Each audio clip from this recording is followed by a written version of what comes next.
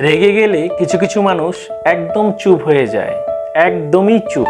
ঝগড়া করে না, চিৎকার করে না, মুখে যা আসে তা বলে দেওয়ার পরে সরি, রাগের মাথায় বলে ফেলেছি, কিছু মনে করো না, এই অবধি যায় না তারা।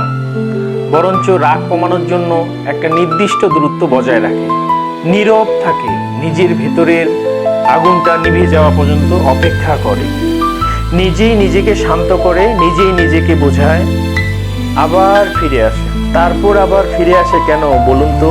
কারণ এই মানুষগুলো বুঝে রাগের মাথায় বলে ফেলা কথাগুলো ঠিক কি পরিমাণ কষ্ট দেয় মানুষকে। তারা এটাও বুঝে সেই আঘাত বুকে নিয়ে বেড়ানো কত কষ্টদায়ক। তারা জানে কোনো মানুষকে কথা আর ব্যবহার দিয়ে কতটুকু ট্রমা দেওয়া যায়, সম্পর্ক ভেঙে দেওয়া যায়।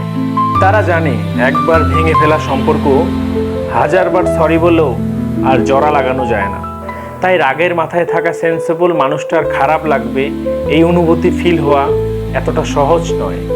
যারা পারে তারা জানে কি ভীষণ এই কাজ।